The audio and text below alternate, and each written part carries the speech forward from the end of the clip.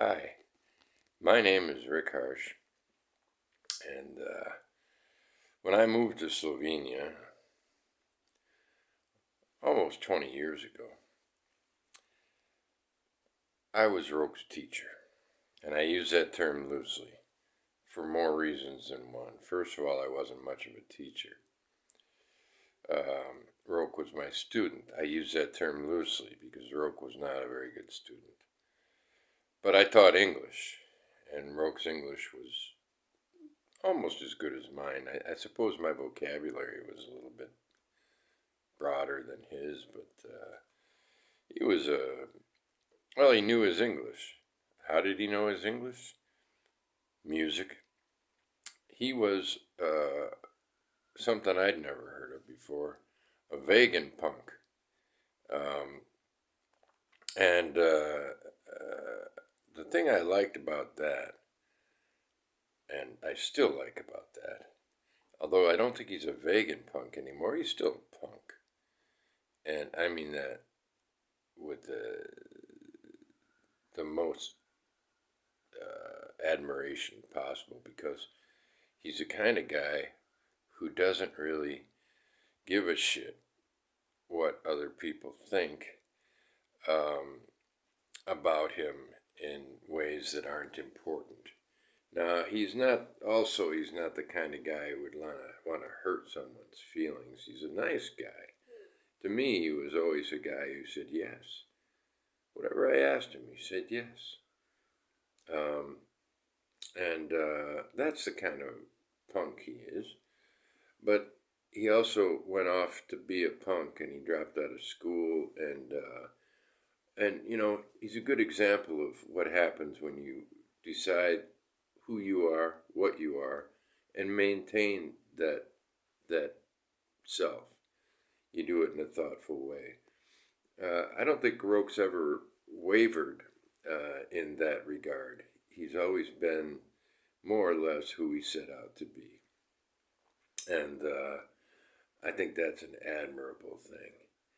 Sometimes, you make changes to your earlobes. Roke was the first person I knew who had the giant, hole in the ear.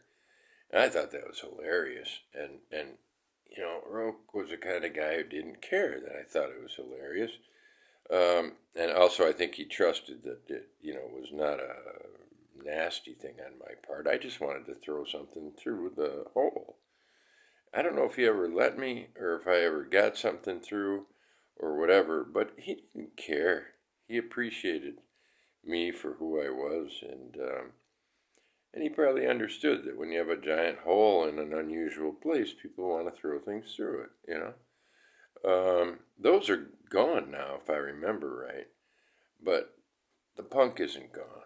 He's still the punk, and and he can redefine the term punk as someone who has integrity to be anti-authoritarian, as far as I can tell, in his own way, and stick with it without giving a damn what anybody says, nor without shoving it in their face and saying this is the right way to be.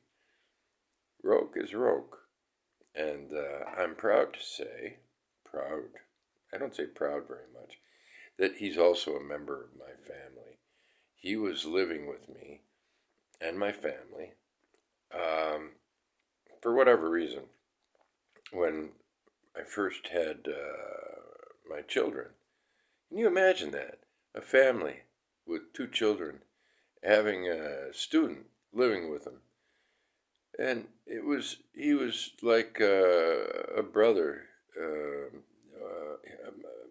I'd say his greatest role was as confidant to my wife and uncle to the children. But to me, he's like not even like a little brother. He was just an easy man to have around. And it's just an astonishing thing to think about. That when I look back on it, it's very rare that you'd have someone like that who you could um, completely, I don't know. I don't want to say trust because it's not just a matter of trust. It's a matter of the person being just so easy to live there that it's better to have him there than to not have him there. We never once thought, wouldn't it be nice to be alone? No, no, it was nice to have Roke there. Yeah. So that's one of the great things about Roke. Another thing, I got to tell a quick story, a Roke English story. There was another teacher of English from the United States in my department. And when I first got here, he told me, Rick, you must talk to your students like this so that they can understand you.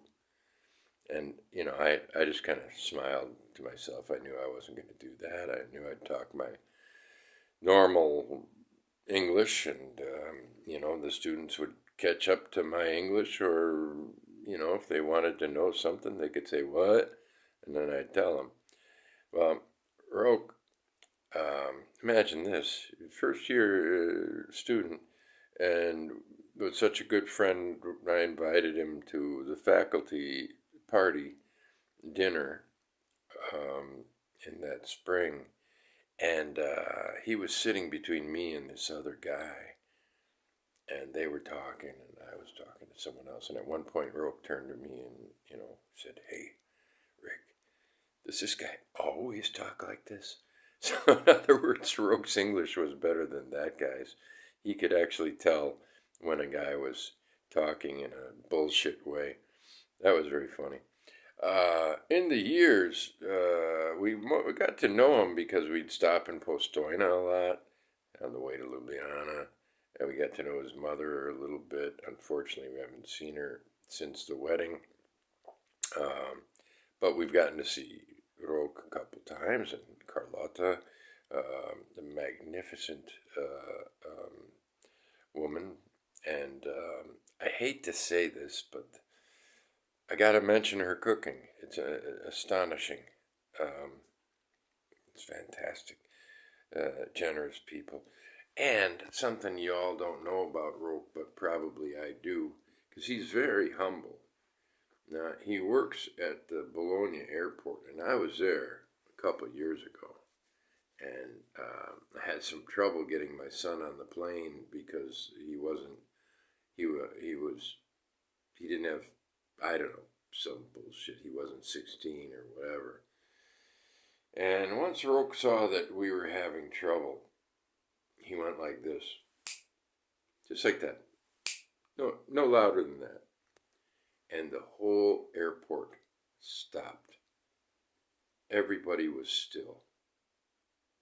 All the passengers, all the people behind the desks, all the pilots and stewardesses from different airlines that go rambling in uniform, they stopped.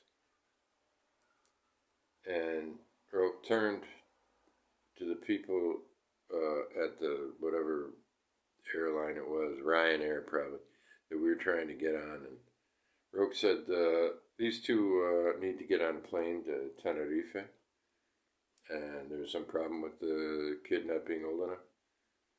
Put them on the plane. And they did. And then he said nothing after that, just went. And then it started going again. Everybody's moving again, normal airport. That's Roke. You'd never know from looking at him. You'd never know unless if you need that to happen, he'll do it. I got the feeling that that's something that he rarely did. But he did it for us. Happy fourth birthday, Roke. Happy 10th, 4th birthday, Roke. Happy 40th birthday, Roke. We sent along something my brother put together for my mother that seemed to fit this really well because it's a lot of pictures of the family, and this is your family too, Roke, and it always will be. Although we will not make you financially responsible for this family. But these are people who all know you and love you and will never forget you. So, I don't have hat on. Hats off to, well, I love you, Roke, and I hope I can get this mailed and you can see it. And maybe I can get somebody else in the family to speak to.